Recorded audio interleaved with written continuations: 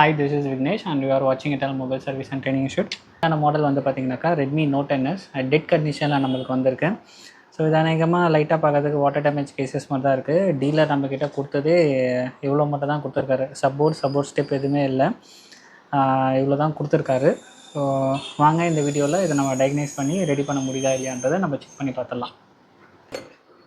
So first நம்ம board work எப்போ start பண்ணாலும் ஃபஸ்ட்டு இதோட கண்டிஷன் எப்படி இருக்குன்றதை நம்ம பார்த்துக்கலாம். ஓகே, ஸோ இங்கே பாருங்கள், பேட்டரி கனெக்டராக இருந்தால் கொஞ்சம் கொரோஷன் இருக்கிற மாதிரி தான், பேட் எல்லாமே பர்ன் ஆகிட்டு இருக்கு பாருங்கள். அப்போ நம்ம கெஸ் பண்ணது கரெக்ட் தான், இது வந்து வாட்டர் டேமேஜ் ஃபோன் தான் அது. வேறு எங்கன்னா ரொம்ப கொரோஷன், இந்த கெப்பாசிட்டெல்லாம் பாருங்கள் டோட்டலாக பர்ன் அவுட் ஆகிருக்கு.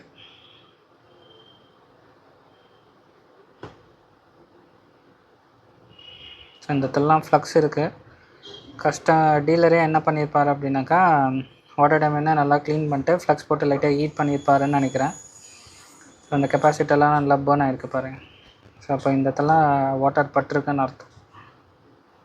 ஓகே, பேக் சைட் போகலாம். ஸோ மேலே ஷீல்டு எதுவும் இல்லை, இதெல்லாமே ரிமூவ் பண்ணியிருக்காங்க. ஸோ இங்கே பாருங்கள், ஸோ இந்த இடத்துல என்னால் நிறைய ஃப்ளக்ஸு பார்க்க முடியுது. அப்போ ஆஸ் யூஷுவல் அவர் என்ன பண்ணியிருக்காரு அப்படின்னாக்கா, ரெட்மி நோட் 10 சீரிஸ் எல்லாமே டெட் கண்டிஷன் மேக்ஸிமம் CPU தானே வரும். அவர் என்ன பண்ணியிருக்காருனாக்கா ஃப்ளக்ஸ் போட்டு இது ஹீட் பண்ணியிருக்காங்கன்னு அர்த்தம். இது ஹீட் பண்ணியும் செட் ஆன் ஆகலை அப்படின்றது தான் நம்மக்கிட்ட எடுத்துகிட்டு வந்து கொடுத்துருக்காங்க. ஓகே, ஸோ இங்கெல்லாம் கூட ஃப்ளக்ஸ் இருக்குது பாருங்கள். அப்போ அவர் ஹீட் பண்ணியிருக்கிறது கன்ஃபார்ம் தெரியுது. மேக்ஸிமம் டீலர்கிட்டேருந்து வருது அப்படின்னாக்கா, அவங்க ஒர்க் பண்ணாமல் எடுத்துகிட்டு வந்து கொடுத்தாங்கனாக்கா ரொம்ப ஈஸியாகவே பண்ணிட முடியும். ஸோ இதெல்லாம் பாருங்கள், ஓவர் ப்ரீ ஹீட் பண்ணியிருக்காரு. ஸோ இதெல்லாமே நம்ம பண்ணுறது கஷ்டமாக தான் இருக்கும். ஸோ இது வந்தது ஒரு ப்ராப்ளமாக இருக்கும், அவங்க பண்ணது எக்ஸ்ட்ரா ஒரு ப்ராப்ளம். ஸோ இதெல்லாமே நம்ம எக்ஸ்ட்ரா ஒர்க்ஸ் நம்ம பார்த்தாகணும். ஸோ இதுக்கான சார்ஜஸும் நீங்கள் டீலர்கிட்டேருந்து வாங்கிக்கோங்க. ஸோ ஒரு சில டீலர் கேட்பாங்க, CPU பண்ணதுக்கா இல்லை இந்த ஐசி சேஞ்ச் பண்ணதுக்கா இதுக்கு போய் இவ்வளோ சார்ஜஸ் வாங்கினா, அதுக்கு மட்டும் அந்த சார்ஜஸ் கிடையாது. ஸோ அவர் பண்ண மிஸ்டேக்ஸ் இருக்கு இல்லையா, அதையும் சேர்த்து நம்ம பண்ணுறதுக்காக தான் இவ்வளோ காஸ்டர்ஸை நம்ம வாங்குகிறோம். ஸோ ஃபஸ்ட்டு நம்ம என்ன பண்ணலாம் அப்படின்னாக்கா, இது சப்போர்ட் எதுவுமே நம்மளுக்கு கொடுக்கல. ஸோ டேரெக்டாகவே நம்ம டிசியில் போட்டு நம்ம செக் பண்ணி பார்த்துடலாம். ஸோ என்ன பூட்டிங் எடுக்குது அப்படின்னு சொல்லிவிட்டு நம்ம செக் பண்ணிடலாம் ஃபஸ்ட்டு.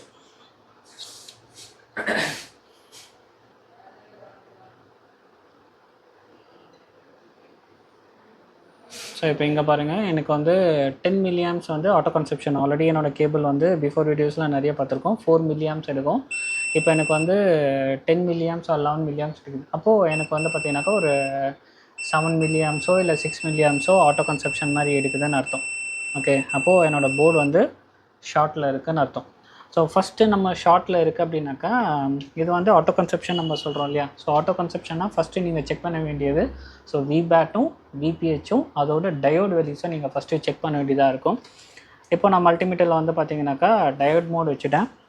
ஓகே, ஸோ டயோட் மோடில் நீங்கள் பண்ணும்போது வந்து பார்த்திங்கனாக்கா, ரெட் ப்ரோபை வந்து கிரவுண்டில் வைங்க, பிளாக் வந்து செக்கிங், அதாவது நீங்கள் எங்கே செக் பண்ண விரும்புகிறீங்களோ அந்த இடத்துல பிளாக் ப்ரோபை வைங்க. ஸோ ஃபஸ்ட்டு பேட்ரி கனெக்டர்லாம் நான் செக் பண்ணுறேன். ஸோ விபேட்டும் சரி விபிஹெச்சும் சரி, இது ரெண்டுமே வந்து பார்த்திங்கனாக்கா ஹை வோல்டேஜ் லைன். அதனால் இதோட டயோட் வேல்யூஸ் வந்து பார்த்திங்கனாக்கா அபவ் 250 ஆர் 300 அபவ் நம்மளுக்கு இருக்கணும். ஸோ இப்போ ஃபஸ்ட்டு விபேட் லைன் நம்ம செக் பண்ணலாம். ஸோ விபேட்டில் நம்ம செக் பண்ணும்போது வந்து பார்த்திங்கனாக்கா அரௌண்ட் ஒரு 420 வருது, நம்மளுக்கு 423 அந்த மாதிரி வருது. அப்போது இந்த லைன் இஸ் ஓகே, இதில் எதுவும் பெருசாக ஷார்ட் இருக்கிற மாதிரி தெரியல. ஸோ நெக்ஸ்ட்டு நம்ம என்ன பண்ணுவோம் அப்படின்னாக்கா, ஸோ விபிஹெச் லைனை நம்ம செக் பண்ணி பார்க்கலாம். ஸோ போர்டோட பேக் சைடில் பார்த்திங்கனாக்கா சார்ஜிங் ஐசி இருக்குது. ஸோ இந்த இடத்துல காயில் இருக்கா, ஸோ இதுதான் விபிஹெச் காயில். ஸோ இந்த இடத்துல நம்ம செக் பண்ணுறோம். ஓகே, இப்போது இதில் வச்சு செக் பண்ணும்போது வந்து பார்த்திங்கனாக்கா டயோட் வேல்யூ வந்து 0ன்னு வருது. அப்போ என்ன அர்த்தம் அப்படின்னாக்கா, என்னோடய விபிஹெச் லைன் ஃபுல்லாக கிரவுண்ட் ஆகிடுச்சுன்னு அர்த்தம். புரியுதுங்களா? அதாவது என்னோடய விபிஹெச் லைன் ஃபுல்லாக ஷார்ட் ஆகிடுச்சு. ஆனால் நம்மளுக்கு டிசியில் வைக்கும்போது நம்மளுக்கு என்ன ஆகுது, மைனர் லீக்கேஜ் மாதிரி காமிக்குதுங்களா.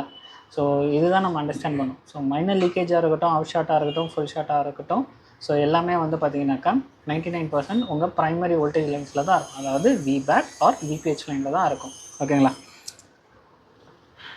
இப்போது நம்ம என்ன டயக்னைஸ் பண்ணி பார்க்கலாம் அப்படின்னாக்கா, அதாவது இப்போது நான் விபேட்டில் கொடுக்கும்போது லோ கன்சப்ஷன் எடுத்தது இல்லையா, இப்போ நான் விபிஹெச்சில் கொடுக்கும்போது லோ கன்சப்ஷன் எடுக்காது, ஹை பூட் அதாவது ஹை கரண்ட் கன்சப்ஷன் தான் அது வந்து கன்சியூம் பண்ணும். ஏன்னா அது வந்து ஃபுல்லாக கிரவுண்ட் ஆகிருக்குன்னு அர்த்தம். இப்போ நான் காயிலை ரிமூவ் பண்ணிவிட்டு வோல்டேஜ் அப்ளை பண்ணி பார்க்கலாம். இல்லை அப்படின்னாக்கா காயில் ரிமூவ் பண்ணாமலே நம்ம கூட அப்ளை பண்ணலாம். ஸோ இதுக்கு நான் என்ன பண்ணுறேன் அப்படின்னாக்கா தெர்மல் கேமரா யூஸ் பண்ணிக்கிறேன். ஸோ இது ஹை கரண்ட் எடுக்குது அப்படின்னாக்கா நீங்கள் வந்து தெர்மல் கேமரா யூஸ் பண்ண தேவையில்லை. என்கிட்ட தெர்மல் கேமரா இருக்கிறதால நான் இது வந்து யூஸ் பண்ணிக்கிறேன். ஃபுல்லாக இப்போ இந்த பூட் கேபிளில் வந்து பார்த்தீங்கன்னாக்கா என்னால் டேரெக்டாக விபிஹெச் லைனில் சப்ளை பண்ண முடியாது இல்லையா. ஸோ நான் என்ன பண்ணுறேன் அப்படின்னாக்கா இந்த பூட் கேபிள் எடுத்துகிட்டு என்னோடய மல்டிமீட்டர் ப்ரோப் இருக்குது இல்லையா, என்னோடய மல்டிமீட்டர் ப்ரோப் கேபிளே நான் வந்து யூஸ் பண்ணிக்கிறேன். ஸோ தெர்மல் கேமராவில் வச்சுட்டேன். இப்போ நம்ம அந்த விபிஹெச் காயில் மேலே செக் பண்ணோம் இல்லையா, ஸோ அந்த இடத்துல நம்ம வந்து வோல்டேஜை கொடுக்க போகிறோம். ஸோ இப்போ நான் வோல்டேஜ் கொடுக்குறது வந்து பார்த்திங்கனாக்கா 4 வோல்டேஜ் 5 ஆம்ஸை நான் கொடுக்குறேன். இப்போ எந்த இடத்துல ஹீட் ஆகுதுன்னு மட்டும்தான் நம்ம பார்க்க போகிறோம்.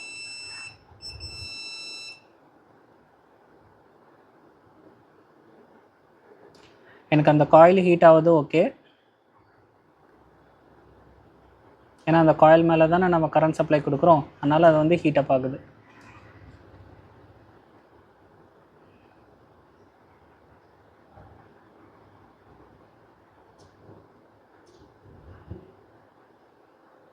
இல்லை பாருங்கள், எனக்கு மேக்ஸிமம் இந்த ஃப்ரண்ட் சைடு, அதாவது இந்த போர்ஷன் பேக் சைடில் இருக்கிற போர்டில் எந்த விதமான ஹீட் எனக்கு எதுவுமே காமிக்கல. அப்போ எனக்கு என்ன அர்த்தம் அப்படின்னாக்கா ஃப்ரண்ட் சைடில் தான் எனக்கு ஏதோ ஷார்ட் இருக்குது. என்னோடய சார்ஜிங் ஐசியும் என்ன ஆகலை, ஹீட் அப் ஆகலை. ஓகேங்களா.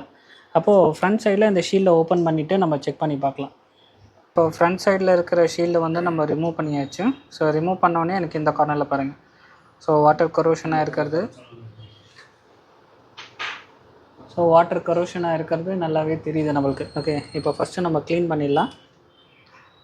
ஸோ க்ளீன் பண்ணுறதுக்கு தின்னர் ஆர் பெட்ரோல் யூஸ் பண்ணுங்கள். ஐபி வேணால் கூட யூஸ் பண்ணிக்கோங்க, பட் ஐபி அவ்வளோ கான்சன்ட்ரேட்டட் இல்லை.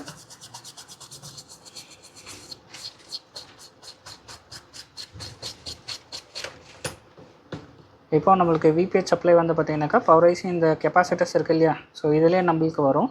ஸோ அதனால் நம்ம என்ன பண்ணலாம்னாக்கா பேக் சைட்லேருந்து அப்ளை பண்ணணும்னு அவசியம் இல்லை. ஸோ இந்த கெப்பாசிட்டர்ஸ்லேயே நம்ம என்ன பண்ணிக்கலாம், வோல்டேஜ் இன்ஜெக்ட் பண்ணி நம்ம செக் பண்ணி பார்க்கலாம்.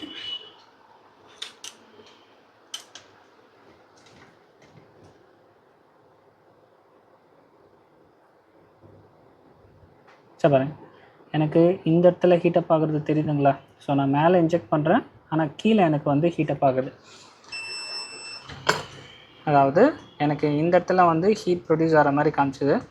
அதே மாதிரி எனக்கு இந்த இடத்துல ஒரு கெப்பாசிட்டர் பாருங்கள், டோட்டலாக பேர்ன் அவுட் ஆன மாதிரி இருக்குது பாருங்கள். ஸோ கிளியராக தெரியுதா. ஓகேவா, ஃபுல்லாக பேர்ன் அவுட் ஆன மாதிரி இருக்குது. அப்போ மேக்ஸிமம் இந்த கெப்பாசிட்டர் தான் எனக்கு வந்து ஷார்ட் ஆகிருக்குன்னு நினைக்கிறேன். ஸோ அதை ரிமூவ் பண்ணிடலாம். ஸோ ரிமூவ் பண்ணியாச்சு. இப்போ நம்ம திருப்பி நம்ம என்ன பண்ணலாம் அப்படின்னாக்கா டயோட் வேல்யூவாக நம்ம செக் பண்ணலாம். ஸோ விபிஹெச்சில் முன்னாடி நம்மளுக்கு வந்து பார்த்திங்கனாக்கா ஃபுல்லாக 0ன்னு வந்தது இல்லையா, இப்போ என்ன டயோட் வேல்யூ வருதுன்னு சொல்லிவிட்டு நம்ம செக் பண்ணி பார்த்தலாம்.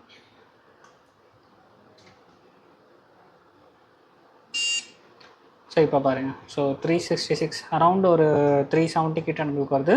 இது நம்மளுக்கு ஓகே தான். இப்போ நம்மளுக்கு செட்டு ஆன் ஆகுதா இல்லை என்ன பூட்டிங் ஆகுதுன்னு சொல்லிட்டு நம்ம செக் பண்ணி பார்க்கலாம். So Redmi note 10, note 10s, note 10 pro இதெல்லாமே டிசியில் வந்து ஆன் ஆகாது. உங்களுக்கு ஒரு 200, 300 ஃப்ளக்சுவேட் ஆகிற மாதிரி தான் காமிக்கும். ஸோ இதெல்லாமே பேட்டரிஸில் மட்டும்தான் வந்து ஆன் ஆகும். ஸோ ஃபஸ்ட்டு இந்த பேட்டரியில் ஆன் ஆகுதா இல்லையான்னு செக் பண்ணிக்கலாம்.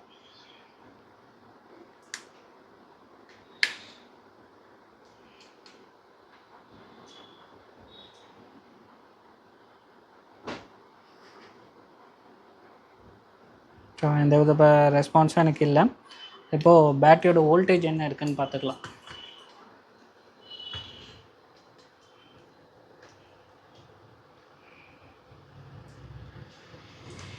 ஸோ பேட்டரியோட வோல்டேஜ் வந்து பார்த்திங்கனாக்கா 0. ஸோ 0 வோல்டேஜ் இருக்குது. ஸோ இப்போ பேட்டரியை பூஸ்ட் பண்ணோம். பூஸ்ட் பண்ணுறதுக்கும் நான் டிசிலே தான் பண்ணுறேன். ஜஸ்ட்டு ப்ளஸ் மைனஸில் கரெக்டாக ப்ளேஸ் பண்ணுங்கள் போதும். 4 வோல்டேஜ் 5 ஆம்ஸை கொடுங்க.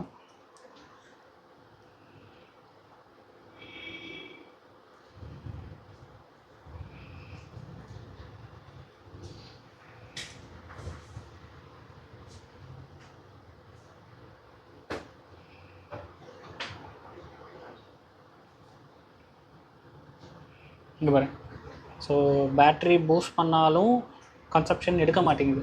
அப்போ என்ன அர்த்தம் அப்படின்னாக்கா பேட்டரியும் போயிட்டுருக்குன்னு தான் அர்த்தம். புரியுதுங்களா? ஸோ நம்ம டைரக்ட் சப்ளை கொடுத்தா இது கன்சப்ஷன் எடுத்துருக்கணும், பட் எடுக்கல, பேட்ரி போயிடுச்சு. ஸோ புது பேட்ரி என்கிட்ட இருக்குதுன்னு நினைக்கிறேன். ஸோ செக் பண்ணி பார்க்குறேன்.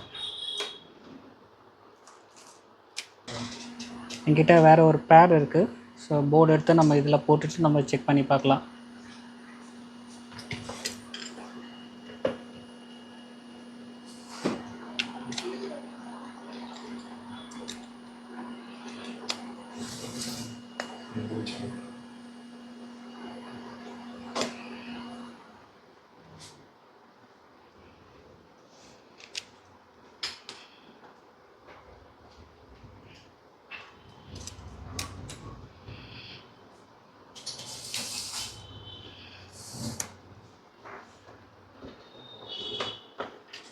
ஃபஸ்ட்டு சார்ஜ் ஏறுதா இல்லையா செக் பண்ணிக்கலாம்.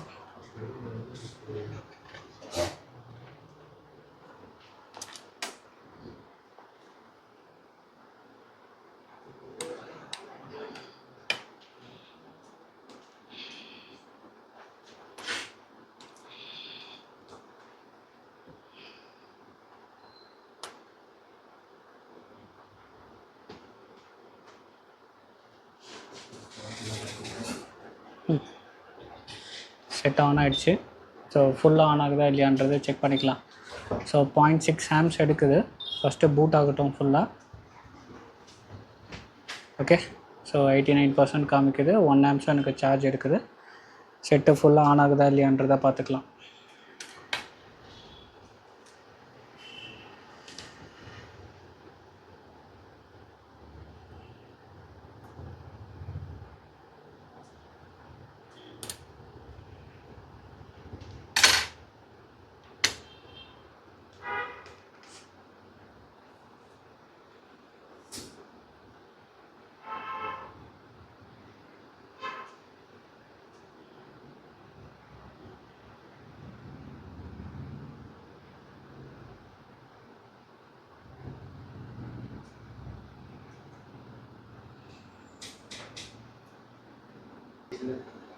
ஓகே, ஃபோன் வந்து இப்போ ஃபுல்லாக ஆன் ஆகிடுச்சு. ஸோ பாஸ்வேர்டு நம்மளுக்கு தரல. ஓகே, ஸோ இது ஒரு சின்ன ப்ராப்ளம் தான், பட் இதுக்கு போய் அவர் ஏன் இவ்வளோ பண்ணன்னு தெரியல. ஓகே, ஸோ எதுவாக இருந்தாலும் நம்ம புரிஞ்சுட்டு ட்ரை பண்ணோம் அப்படின்னாக்கா கரெக்டாக சக்ஸஸ் ஆகும். ஸோ எதுவுமே நம்ம பண்ணாமல் நான் பண்ணால் கை வச்சா சரியாயிடும், ஸோ அந்த நம்பிக்கையில் எப்போவுமே வந்து கஸ்டமர் ஃபோனில் ஒர்க் பண்ணாதீங்க. ஸோ இது அவர் இன்னும் பெரிய ஒர்ஸ்ட் கண்டிஷனாக எடுத்துகிட்டு போகல. ஸோ இது காமன் இஷ்யூன்னு சொல்லிட்டு சிபிஐ ரீபால் பண்ணி யூஎஃப்எஸ் ரீபால் பண்ணி இல்லை எதனா டெட் பண்ணியிருந்தாலும் ஸோ நம்மளுக்கும் பைசா கிடையாது, கஸ்டமருக்கும் இது பெரிய யூஸ் இல்லை. ஸோ எதுவாக இருந்தாலும் ப்ராப்பராக ட்ரெயின் ஆகிட்டு அதுக்கப்புறம் வந்து போர்டு ஒர்க்கை பண்ணுங்கள். ஸோ இந்த மாதிரி நிறைய வீடியோஸ் வேணும் அப்படின்னாக்கா நம்ம சேனலை மறக்காமல் சப்ஸ்கிரைப் பண்ணிக்கோங்க. ஸோ நெக்ஸ்ட் சண்டே வேறு ஒரு வீடியோவில் உங்களை நான் வந்து சந்திக்கிறேன்.